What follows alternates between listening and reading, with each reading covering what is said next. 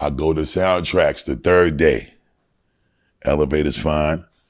Big and C's come, they pull up.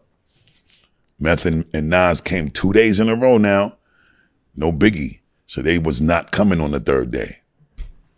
We in the motherfucking stew. At the time, Branson is selling the most incredible bud in the hood. And he was selling them in these jars that look like motherfucking pickle jars. Mason jars. Mason jars. C's would roll the blunts and Biggie would come with the Branson jars. And he rolling weed, blunt after blunt after blunt, and Biggie just sitting in this one of the studio chairs that got the wheels on it that roll around. He's sitting in that shit just doing this while a beat was playing. 1 hour, 2 hours, he just smoking. He ain't writing nothing. So about 3 hours in, I'm just like, my nigga, you ain't gonna do this verse, my nigga? The nigga said, I'm ready, boss. Said, ready? You ain't write shit. I'm ready, boss. Nigga go in the booth. He does the verse. Diamonds on my neck, chrome drop top. Nigga on the scene like pound of green. Ooh wee, you see the ugliest, money hungriest, Brooklyn Loch Ness, 9mm wand test, comfort test. And the winner is not that thinner kid. Bandanas, tattoos, my skin never bruised. Land still cruise, Frank White. So you know what he doing. Yeah. You know who he going at. Oh, he's shooting, yeah. And that's your guy, though. That's my guy. Yeah. And he goes, and this other part, he goes,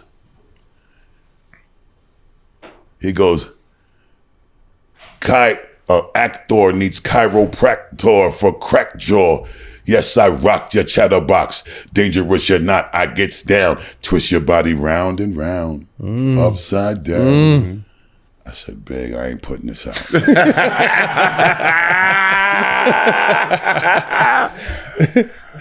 I ain't putting this out, Big. Because Pac was my friend too. Right, man. Right. Pac choked the sound man out for me at a college show when we was leaders of the new school because we got there late. The nigga turned the equipment off and wouldn't let us get a sound check. This nigga Pac ran up on this man and just choked him. We only got one album out. He calling us legend. He's still dancing for fucking Digital Underground. We ain't legends yet, but in Pac eyes, we was the legends. I love these niggas, man. I got to be the mediator. I can't add fuel to this fire. I ain't put it out. So when Big passed, Pac passed, Diddy working on the Born Again album. And if you listen to the Born Again album, Diddy was looking for verses that might have been laying around that was never released commercially that Big had recorded. And I told Diddy that I had this verse for a long time. So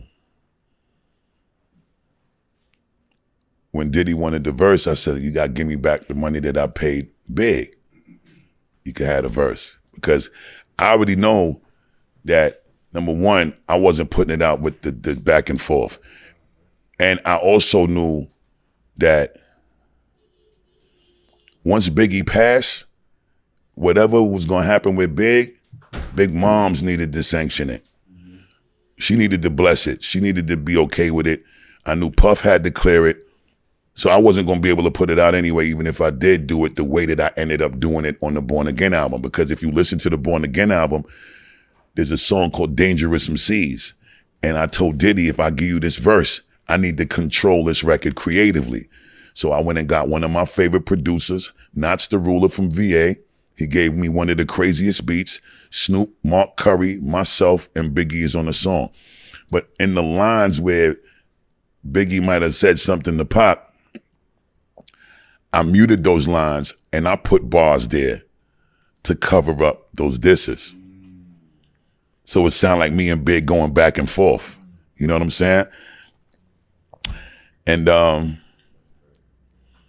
that's one of the gems that the world finally got to hear about.